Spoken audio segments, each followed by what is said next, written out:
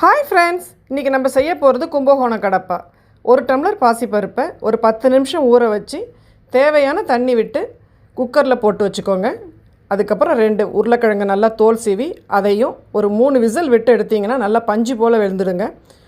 மிக்சியில் ஒரு 10 பல்லு பூண்டு, நல்லா 1 இன்ச்சுக்கு இஞ்சி, ஒரு 2 பச்சை மிளகா, 2 கைப்பிடி அளவு துருகின தேங்காயும் அதில் சேர்த்துக்கோங்க.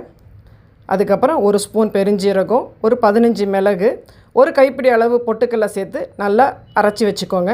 பேனில் எண்ணெயை விட்டு பட்டை, கிராம்பு, பிரிஞ்சி இலை போட்டு தாளித்து விட்டுக்கோங்க. அதுக்கப்புறம் வெங்காயம் ஒன்றை போட்டு நல்லா வதக்கி விட்டுக்கோங்க. ஒரு தக்காளி அதில் சேர்த்து நல்லா வதக்கினதுக்கப்புறம் கருவேப்பிலை போட்டு நம்ம அரைச்சி வச்சுருந்த அந்த தேங்காய் விழுதை எடுத்து ஒரு வதக்கினதுக்கப்புறம் தேவையான தண்ணி விட்டு நல்லா ஒரு கொதி வந்ததுக்கப்புறம் நம்ம வேக வச்சுருந்த பாசிப்பருப்பையும் உருளைக்கிழங்கையும் அதில் போட்டு நல்லா கொதி வந்ததுக்கப்புறம் உப்பு சேர்த்து தேவையான தண்ணி விட்டுக்கோங்க. ஏன்னா பொட்டுக்கல்லை போட்டதுனால கொஞ்சம் கெட்டியாகிடும். கொத்தமல்லி போட்டு பரிமாறுங்க. இது இட்லிக்கு, பூரிக்கு ரொம்ப டேஸ்ட்டாக இருக்கும். Thank you friends.